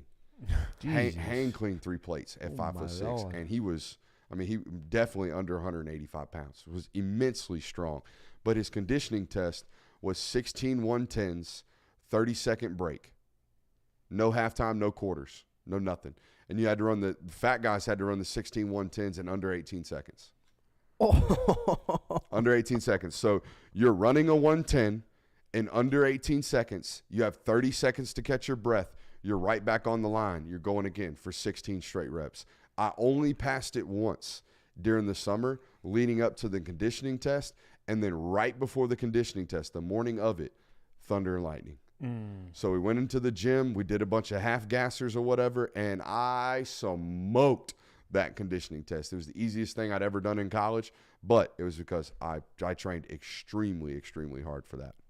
But yeah, 310, 505. Hand timed, probably would have officialed at about a 515. Oh, it was a hand time. Yeah, I mean, we didn't have lasers at shorter. Gotcha. I mean, come on. But yeah. So not bad. No, it's not bad You at know, all. but as I told you in Indy, the short shuttle was my game. I was a lateral mover, not a linear athlete at all. Very much so a lateral mover. And this goes back to my scouting theories. Size and pure like muscle structure in your calves indicates lateral ability. Okay, so if you have big muscle mass and you carry a lot of strength in your calf muscles, okay, I think you're really, really good horizontally. All right, you're a good athlete horizontally. But if you have smaller calves that are higher up your ankle or you're higher up your leg, meaning like closer to your kneecap, you're a more vertically explosive athlete. Your best point guards, your best jumpers, your guys in the dunk contest, look at their calves. They're way up those knees and legs. So pay attention to those two things, and you'll know a little something about the scouting world. Interesting. I don't think it's that interesting. I don't think people listen to that and are like, good point. Kind of boring there. But we already gave him 3. Already went through prospect of the day. Guys, 4 new football coaches. Okay, one of them in Dante Williams was there during the bowl practices, got to coach in the bowl game. But who is the football coach on this staff that has the most work to do? I'm going to give you my answer because I feel like I've been playing back end all night long tonight. I think Coley has the most not only new faces, because all these guys got new faces to them, right? They're foreign to these rooms. They got to get acquainted with these guys. But not only does Coley have that, dealing with that like all the other 3 coaches like himself, but he also has a bunch of guys in that room that are new to the program. So Coley's in a position where he's got to teach himself what has changed in this offense over the time that he's been gone. And he now has to, implement that knowledge into these new faces that don't exactly know the system. Whereas, Josh Crawford, who I think is the actual answer for this, Josh Crawford's only got one of those players, right? Trevor Etienne's got to learn. He's got to grow. He's got to find out what the system's about. But the rest of the room, it's just about getting to know those humans. It's not about getting to know or teach them anything new. But I think for me, the answer to this question, the guy who's got the most ground to make up is Josh Crawford. The most obvious point is because he's making a change from wide receivers to running backs coach, a job that he hasn't held in college football, but he's been an assistant offensive coordinator, so you would imagine he kind of understands the whole machine as a whole anyways in terms of how to coach football. But I think most importantly, this running back room, and we alluded to it earlier in the show, this running back room has had more autonomy over the last 6 years than any other room. Okay, this room has been coached independently more than any other room. Maybe the tight end room has gotten to this point. But outside of that, every other room's had a mass amount of change and turnover. This room has been kind of left alone for time and time and time. And now it's going to kind of get micromanaged, I would imagine, by the overseers for some time being. So for that, it's Crawford for me. Here's the good news for Josh Crawford. There's no real old head in that room. And why does that matter, right? Trevor Etienne's in this room. He's technically an old head. But there's no Georgia old head in that room. And I went through 5 position coaches through my time, but I could imagine how this would be at a place like Georgia where if there were a redshirt junior or redshirt senior in that group now, maybe even a couple, let's say both Dejon and Kendall, not that these 2 people are like this, but let's say both of those guys return for this year. Well, the whole year, every time Josh Crawford says something or changes something or gives a coaching point, mentally, those football players are going to go, that's not how Coach did it. That's not how Dell did it. That's not how we did it. That's not how – they don't have to deal with that right now. And that's good for a new coach who's getting into a room. But for me, I think Josh Crawford's got a lot of work to do in this running back room. I like that one. Do you want to go or? I didn't go with any of the 4 new coaches, actually. I went with Stacey Searles. Okay. And I went with it for this reason. He's got to make a massive decision when it comes to who the heck are you going to play. Who are the 5 that you are going to roll out there when fall rolls around? You got a big decision to make throughout the spring. You got a big decision to figure out who you're. I mean, you know who's going to play right guard. You know who's going to play left tackle. Those 2 things you kind of know for sure. But like Xavier Truss, we don't know exactly what they're. what it's going to be for them, what that's going to look like for them. So I think that Stacey Searles has a hard task ahead of him of just trying to figure out who his personnel is going to be, how are you going to rotate guys in. And so that's why I said he's got a really tough job ahead of him this spring, and a good, tough job to have, though. And lost his primary assistant. I don't know if you mentioned that. Oh, no. But lost Man Ray as well.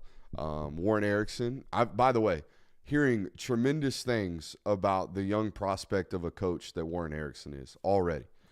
Hearing that Warren Erickson is going to be a hell of a football coach. Hell yeah. So that's good news. But, yeah, there is some turnover even in his room within his assistants. So there is – and, by the way, Man Ray, not just your normal run-of-the-mill assistant. That's a guy who stepped in and was on the trail and coached the position group during the bowl game. So that's a guy who held a lot of clout, even though he was only there for a calendar year at the University of Georgia. He was at Western Carolina before he came here, and now he's the position coach at the age of 29 at Georgia State. So that might be one to pay attention to moving forward, right? You don't get D1 coaching jobs, the position coach under 30 very often. Not a lot, no. So what's your option? Who you got? So I went with two guys, but I kind of have them as one. I think Dante Williams and T-Rob have a lot of work to do just because of, one, who our two corners going to be. I think this is, we talked about it earlier, this is the first time I can remember where both corner spots are kind of up in the air. There's always been, you've got the Keely Ringo, and then who's going to be that? You've got Kamari Lasser, who's going to do that. That's always feels like there's always been one guy at the corner position. This year you have two, and you have 5 or 6 really talented guys that are capable of doing that. Then you have to replace a safety. Javon Bullard's gone, and you have to replace a star. You have to get Jonell Aguero ready for that position, and that's not an easy position to learn. We talked Tyke earlier, and, there's a lot of things you have to do right in that, and you can still be wrong. So I think they have the most work to do as far as position-wise goes as a whole. Been excited about a lot of interviews that we've done on this network. Those player interviews that we're hoping to get, super excited about those. Now, I'm going to be up for hours and hours and hours putting together highlight films for them and tape cut-ups for them. And all of that video and all of those interviews, at least from the film perspective, are going to go over on Patreon for a lot of different reasons. But those are going to go there, and the general interviews are going to go here. But I'm really, really excited about talking ball with guys like Tyke, and just to, like you said, to understand a lot more. We think we know. We don't know the half of it with regards to what all they're responsible and tasked with at that position. But, yeah, those are all really, really good selections. T-Rob not mentioned in any of that. Everybody gave him a shout. You gave him a shout? Yeah. Okay. I had Dante Williams and T-Rob both. Okay. I stopped listening after Dante Williams, so that's on me. That's on me. I said it's on me. Damn. I'm reading comments. I'm trying to figure everything out. Rude's got a great point. Only 73 likes on the channel right now. That's not great. Okay, I would like the ratio to be a little bit higher. Y'all got a like-to-viewer ratio akin to Auburn's touchdown to interception ratio going on right now. I don't necessarily like to see that. So, come on, step it on up in there. All right, got some spill for y'all. Got some tea. All right, and I'm going to do this. I'm going to try to do this respectfully, okay? But when other media outlets and other media members do work, and because they're great at doing work, by the way, and they're notable, I guess they tote notoriety. They're noteworthy, I should say. I get asked about it.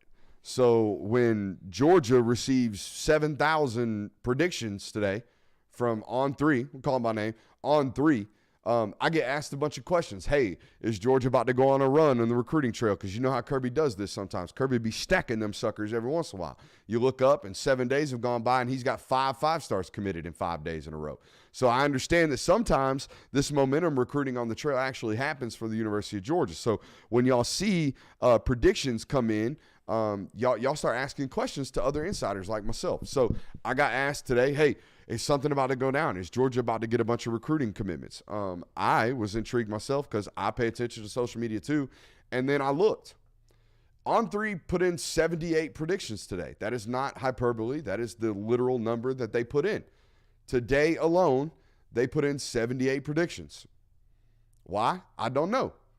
It's probably a thing that they're doing in March. It's probably a brilliant tactic because everybody is now talking about the predictions that came in today. So, tremendous business decision.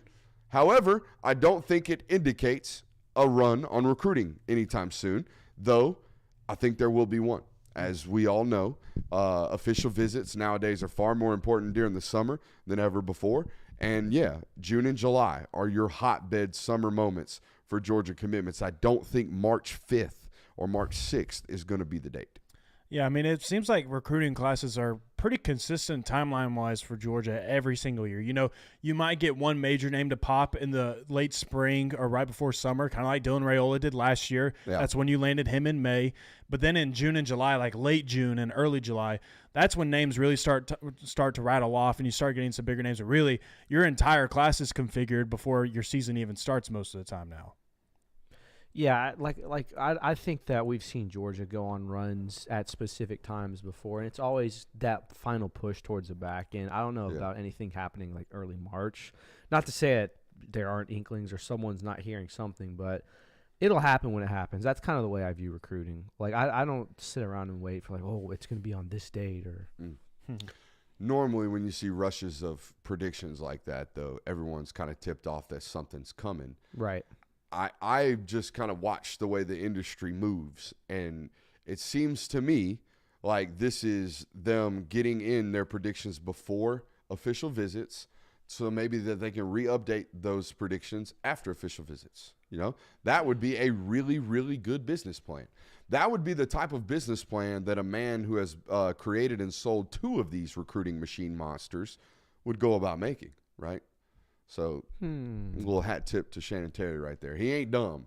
You know what I mean? He ain't out here making bad business decisions, and this would be a brilliant one. I think the whole crystal ball industry, I know he created it, but this is what he created it for us, to drum up attention and to drum up talking points and to not only get in and let everybody know what's about to happen and provide information, but also just general talking points. These forums were blown up today, I would imagine, across all of these institutions where all of these 78 predictions came in. So good on you. It's why we brought out the sliding scale majiggy. Yeah. We thought we were behind. You know, we were a little behind on the industry, so we spoofed it. But we spoofed it with real intentions to use the thing because it's worthy, right? It provides value to the coverage, and people ask about it all the time. Hey, how do you feel about so-and-so? Well, the sliding scale machiggy says I feel about 85% sure that so-and-so is going to the University of Georgia. So it makes sense. You need them. You need them in this day and age of industry. But just because they start rolling in doesn't mean that, hey, commitments are imminent. You know what I mean? Mm-hmm. So just pay attention. Yeah, I mean, keep in mind as a viewer, like this is a relatively dead period of a football's calendar year. Relatively? So I'm trying to be nice. Yeah. So, I mean, there's relatively. not a lot happening. So you kind of have to maybe make some things happen to boost interactions. That's all I'm saying. Well, something. Should we give them 3 one more time? Why yes. not, dude? Yeah, double Times down. 2. Give them 6. All right, give them 3. 3 names that we are not talking about enough. I think I want to go first again. All right. And this first name might bring up a new segment called Do or Die. Because let's be honest, we have entered an era of college football where every player brings an assumed salary, or as On3 calls it, roster value, brings an assumed value to that individual. And we can also assume that every time a calendar year goes by and that individual has not produced results, that individual is then on a short leash, or at least there is going to be a time where renegotiation or a possible processing of that individual could occur. We all agree, right? That's where we have reached in college football. Which brings me to my next point. Is it do or die year for Tyler Williams? Yeah. Yeah. I mean, He's been on campus 18 months, was an early enrollee, got there in January after the national, or right before the national title. He was out there in L.A. for the national title dressed in his jersey, okay? Practiced in the lead up to that, had a full calendar year to this point that we are talking about this discussion now. And guys, if I were to go through the depth chart right now and we didn't even have to do X, Y, or slot, didn't have to separate them. But if I went through and just went 1 through however, where would we go before we got to Tyler Williams? Would we get to 8 or 9 before we got to Tyler Williams? Let's do it. London Humphreys, Colby Young, Michael Jackson III. Those are the 3 new ones. Okay, Ra Thomas, Dominic Lovett, Dylan Bell, Anthony Evans. Arian Smith. So we got to 9. We got to 9 before we mentioned Tyler Williams, a top 115 player coming out of high school. Guys, I think it's do or die, not only a year, I think it's do or die spring. We better hear some good things coming out of Ty Williams. We have not been hearing a lot about him, but we better start. The other one, this is the complete opposite. I think this guy, since he's gotten to the University of Georgia, has done nothing but everything that they've asked him to do and at a higher rate, yet he does not get talked about because it is an extremely, extremely competitive position. I've heard tremendous things about Sam Mpemba this offseason. I think Sam Mpemba would have a tremendous year anywhere else, except he's going to have to be fighting for snaps against Mykel Williams and Damon Wilson, and that's I'm not going to say a losing proposition, but it's a damn sure tough one for a really, really elite football player. And again, I'm going to reiterate, have heard nothing but great things out of the Sam Mpemba camp this spring. He's just attacked, has gained the right kind of weight, has continued to develop his pass rushing skill set. I think a lot of people forget this was a tight end until he was a sophomore in high school, then spent the spring learning how to become a pass rusher. By the fall of his junior year, he was the #1 edge rusher in the class. By the end of his senior year, Damon Wilson just edged him out. Shocker, Damon Wilson went down to the last minute. Kind of goes back to what we were talking about earlier. But I want to continue to hear great things about Sam Mpemba. I don't think from an outside perspective we've done enough talking about him. And then my last one, guys, and I know the chat's going to feel some type of way about this, but y'all keep passing over this guy as if he didn't win the damn job last year, and that's Dalen Everett. I think everybody just wants to talk about, the other guys. They want to talk about Julian Humphrey. They want to talk about Ellis Robinson. They want to talk about Daniel Harris. And I think all of those players are tremendously talented. But this guy started over a bunch of those guys for a reason last year, and practice does mean a lot. This guy doesn't F up very often in practice. Dalen Everett doesn't get talked about enough, at least from a positive light. Everybody wants to shit on him. But your head coach, who has made a living, got into this game coaching defensive back, started this guy for 14 games last year, so there must be a damn reason. I thought for sure Dalen Everett wasn't going to be on anyone's list. Nah, man. I think this is a smart show. I think this show understands that being tabbed a starter over guys who are more talented than you, despite the fact that we all know they're more talented than you, means something. For sure. It always has means something at this program. Stars do not matter. In fact, we heard in Indy about a story about somebody coming into that building talking about stars this, stars that. And, boy, you want to piss Kirby Smart off real quick. You start talking about stars inside that building. That's a good way to get your head chopped off, or at least bit off. I should say chopped off. Chewed off. Well, I got to find a Out new here one with the now. guillotine. Don't forget. Hey, that boy Brooks, There you give him go. 3. I What do can you got? go while you figure your list Yeah, I out. got to then. find one now. It almost feels weird to say this name, but I think it does need to be mentioned because everything that I've read and listened to and we've talked about throughout this offseason, I don't think he's been mentioned enough. Jalen Walker, I feel like, has not been mentioned a whole lot this offseason, and he needs to be talked Big about spring. more. Absolutely a big spring. Going into year 3, and year 3 typically is that massive year where we see these Georgia players really kind of break through that ceiling that's maybe been overlooming them for the last couple of years. He's been a keynote player for Georgia, specifically on third downs, and I think that he's going to continue to progress in his role, and I think he needs to have another big spring, and he needs to be a focal point of that defense. He needs to be the playmaker that he has continued to be over the last 2 years, but at an even higher level. Second one, we talked about him already, but he is one, Dylan Bell. I mean, you bring in all these transfer portal wide receivers, and, I mean, you quickly – when we even did our list, I think quickly it took a little bit before we even mentioned Dylan Bell. And it's gotten that way because I think also Anthony Evans had a great end to his season like Dylan Bell, but Anthony Evans was a bit more relevant at the time because of what he did in the SEC championship game and what he did against Florida State, to where he kind of went back under the radar a little bit. But he's going to be a playmaker for Georgia, and I think Mike Bobo is going to do some good things with him, and he's clearly shown that he can be a guy that carries the load for them in the wide receiver room. And then my last guy, this is kind of a dark horse name for me, Justin Rhett in that defensive back room. I think, again, it's easy to list off names and you go without listing him because you immediately want to go to guys like Ellis Robinson who are coming in this year, and they look like someone that could immediately play. But I think Justin Rhett is someone that this spring you could potentially start hearing his name a little bit more and be like, oh, Justin Rhett. Kind of forgot about that guy. Hey, a first off the bus kind of guy too. Justin Rhett, huge dude. Okay.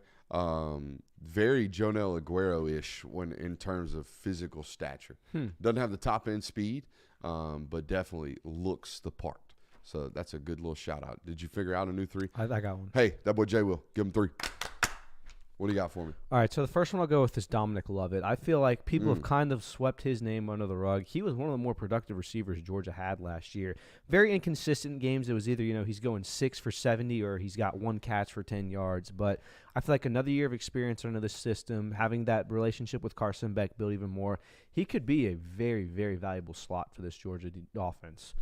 Next one I have, and this one's kind of controversial, but I think it's super important, not for just this season, but how that position group looks as a whole in the future. I think Xavier Truss will have a very big effect on this offensive line. Where he starts, if he does start, where does he play, and how does that have effect on the younger guys in the room behind him? Do you see some transfer outs because of that? Do you see a difference in play style, difference in play calling, depending on where he plays? I think Xavier Truss is inadvertently one of the most important players in that position group. Not because he's the most talented, not because he's going to be the far and away the best. He's extremely talented, but I think just from a standpoint of how does that affect the rest of the room wherever he goes? Because he is a guy that you can plug and play at all 3 spots, or all 5 if you want to count left and right tackle. So, and then my third one, this is the one I had to switch up real quick. I think that the fact that we have Rod Robinson, Andrew Paul, even Branson Robinson, Nate Frazier's kind of gone to the back end of everyone's mind. I don't know if he's going to be here this spring. Really? Yeah, I think he's a summer enrollee. Well, never mind then. Yeah, but that was the last one you were searching for? Yeah, I just pulled it out of my Then go pseudo facto Cash Jones. Cash Jones is someone who I think, he started games last year. Dude, he started G-Day last year. Yeah, so like. Or better yet, you could have done double down on what Brooks was mentioning on, and you could have hit on Chaz Chambliss. Chaz Chambliss felt too cheap, honestly. Yeah. Like, I feel like Chaz Chambliss at this point has become kind of like the underdog dark horse. You know who loves Chaz Chambliss? His teammates. Yeah, they sure do battle for that guy. Yeah, I wonder if he might be like good or something. Then? Or maybe he's like respected. Yeah, maybe like he That's knows crazy. what he's doing. Someone who starts on Georgia's defense has value. That's an interesting concept. Very interesting. I want to go back to this Xavier Truss discussion because you mentioned maybe some potential impact on the portal. I'm looking at some names here. Okay, let's hold off on worrying about Monroe Freeling. I think you're going to be fine there, especially since you threw him to the Wolves against Vandy. I think that indicated your future stock withholding there on that one. But names like Bo Hewley, names like Jamal Merriweather, okay, names like Daniel Calhoun, okay, that might be impacted by this. And we said this last year or earlier in the year when he decided to come back for a 6th year, that, man, this might impact some things. But we also said, don't look a gift to horse in the mouth, right? Like, this is a 5-year guy that has made over 35 starts, has played in over 45 games in this league. It's never a bad thing to have that guy on your roster, right? Nope. It's never a bad thing, at least for this year's purposes. It's never a bad thing. However, it's that time of the year again. Already got him creeping in. I thought you were going to give him 3 early. We're going to have to get him out. We're going to have to figure him out. But anyways, it's an impactful thing that could kick some decisions down the line. But however, I don't think it's going to be a problem. I think they're going to rotate plenty of guys. So I don't want our chat to start freaking out and hating Xavier Truss already in March. No, that's how y'all beat. That wasn't my intention by saying what it was. I think that's. How y'all like that audio now? Hey, Jackie Chan, calm down over there, all right? Sorry, bro. I think it's just a super important name just because of it. He's really going to dictate what your offensive line looks like this year. Facts. More so than any other player on that room. We got anything else for the day? I'm Gucci. No. Should we go to Bucket O Concepts? I don't want to be 10 minutes short after canceling a live already. So let's go to Bucket O Concepts. I like the bucket. Where's the bucket? Bucket's over there. Go get the bucket. Dig into that bucket. Shout out to that boy Tom Beach. Okay, that boy Tom Beach is the man, the legend. Okay, the greatest on-site manager in the history of managers. Okay, let's do some rumbling. What do you got for me? I got. So it looks like you got counter. It looks what like you got. Counter. Yeah. It says CTR and then it says GT and GH. Okay, that's what it says. And your boy do be having that chicken scratch writing. So well, it wasn't even the chicken scratch as much as it was like it's all abbreviation. Yeah. So. All right, we good? I got it from here. All right, so today's concept today via the Bucket O Concepts is counter. All right, counter has become a far more popular play, particularly in the Georgia circuit, since the departure of James Coley as the offensive coordinator, and really since Matt Luke came to the University of Georgia and coached his first game as an offensive line coach against Baylor in 2020, right before COVID, I believe, right? So yeah, shout out. Counter has become a major thing. However, Georgia went slightly away from counter this year and became much more of a return to an inside zone team. Do we know why? Anybody have any ideas as to why they got away from counter a little bit this year? Didn't you say something about less athleticism? There you go, right? You lose a guy like Broderick Jones, and you sub in Ernest Green, who already has a little bit more of a guardish vibe to him, a little bit more of an Isaiah Wynn body type out there at the tackle position. And oh, by the way, we got rid of Warren McClendon and we subbed in Amarius Mims, who, although is a freak, okay, is much more gifted moving forward than he is moving side to side, okay, despite the fact that the fake 5-10-5 was reported for him. He didn't run the 5-10-5, folks. He popped a hammy. All right, so let's talk about counter, what it looks like, and we're going to talk about its variations today as well. All right, counter is a gap scheme type of football play. Okay, we are going to block down on one side. We're going to pull and kick on one side and pull and wrap on the other. Essentially, what we are trying to do, guys, is we're trying to create angles while also adding hats to the play side, all right?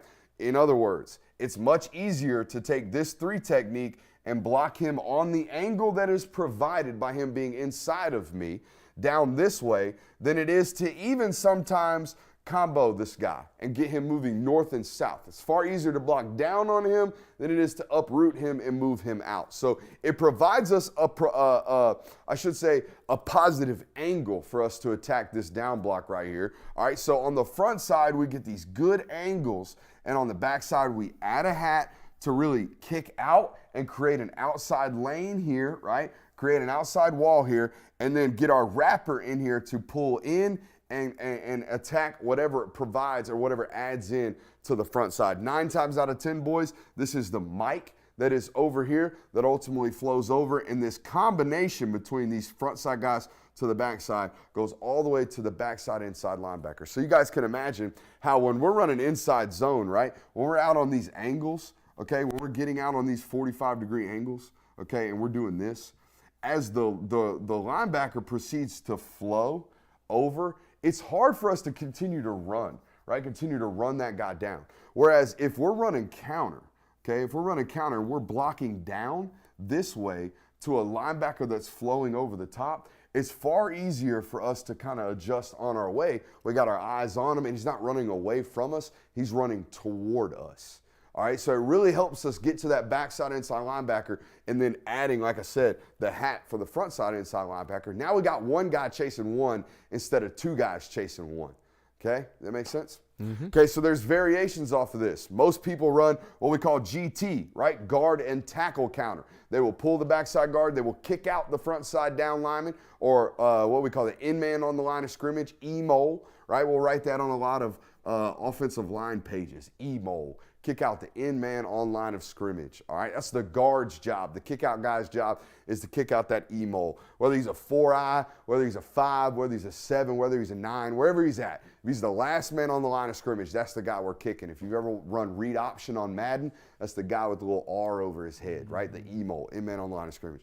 And then this tackle, like I said, 9 times out of 10 is that wrapper. Now, another way that we can run this, guys, that's GT counter, guard and tackle. Another way that we can run this is to run it with G and H, right? Run it with the backside guard and bring in an H back here, or bring in a tight end here, or bring in whoever we want, all right, and bring him with us. Now we can pull and kick and pull and wrap. A lot of teams have started to add this into the equation. Do you know why, Kirby?